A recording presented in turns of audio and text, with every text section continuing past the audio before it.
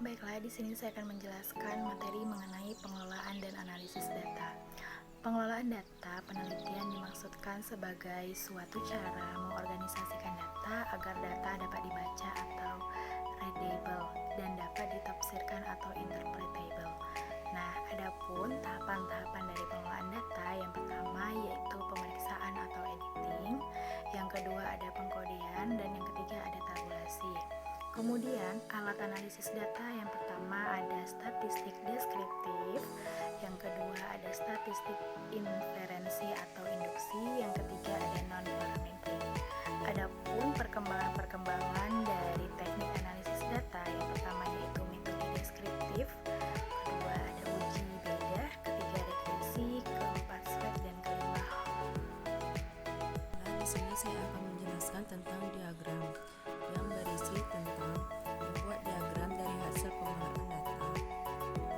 Berikut ini contoh cara membuat diagram lingkaran dari sebuah data. Di sini tersedia varian rasa sirup yang dijual sebuah toko dengan rata-rata dalam satu hari pada bulan Agustus. Rasa jeruk terjual 40, mangga 24, leci 64, dan jambu 32. Dengan mengikuti tabel di atas, kita akan membuat diagram lingkaran berdasarkan data yang tersedia. Langkah pertama, kita harus menghitung total dari data yang ada. 40 ditambah 24 ditambah 64 ditambah 32. Hasilnya 160. Nilai total ini akan digunakan sebagai acuan kita saat menghitung besar derajat dari masing-masing varian rasa dalam diagram lingkaran nantinya. Langkah kedua yaitu kita akan menghitung besar sudut sektor dari masing-masing varian rasa. Perlu diingat, dalam menentukan sudut sektor, kita harus membagi jumlah frekuensi data dari setiap sektornya. Kemudian dibagi dengan jumlah datanya, setelah itu dikalikan dengan jumlah derajat dalam satu lingkaran. Berapakah jumlah derajat dalam satu lingkaran? Hasilnya 360 derajat. Satu lingkaran memiliki jumlah besar sudut sebesar 360 derajat.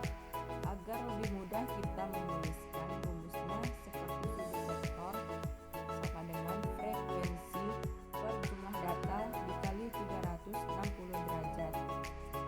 Sekarang ayo kita hitung sudut sektor dari masing-masing varian rasa. Yang pertama rasa jeruk, 40 per 160 dikali 360 derajat. Hasilnya 90 derajat. Rasa mangga, 24 per 160 dikali 360 derajat. Hasilnya 54 derajat. Rasa leci 64 per 160 dikali 360 derajat sama dengan 144 derajat. Rasa jambu 32 per 160 dikali 360 derajat. Hasilnya sama dengan 72 derajat. Langkah ketiga, kita buat diagram lingkarannya. Kita buat dulu bentuk lingkarannya. Kemudian, buatlah satu garis sebagai jari lingkaran pada titik pusat ke arah mana saja yang bisa kalian buat. Di sini saya akan menarik garis dari titik pusat ke atas sebagai jari-jarinya. Nah, berikutnya kita buat garis untuk membatasi vektor pada varian rasa jeruk dengan varian sudut vektor sebesar 90 derajat. Kalian bisa menggunakan busur untuk menentukan besar derajatnya 90 derajat. Jika kalian ukur dengan menggunakan busur, kira-kira besarnya segini. Nah, di sini kita garis untuk membuat sektor untuk membuat varian rasa jeruk. Selanjutnya, garis ini bisa kita ukur lagi 54 derajat untuk varian rasa mangga. Kira-kira sebesar ini.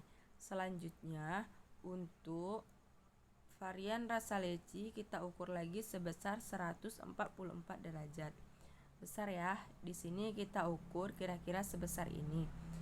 Dan terakhir rasa jambu sebesar 72 derajat. Dari diagram lingkaran ini akan lebih mudah untuk memudahkan setiap varian rasanya jika diberi warna yang berbeda. Untuk setiap varian rasa, kita pilih warna biru, merah muda, coklat, dan ungu. Nah, kalau sudah seperti ini, lebih jelas ya diagram lingkarannya. Kalian juga lebih mudah untuk membedakan setiap varian rasanya.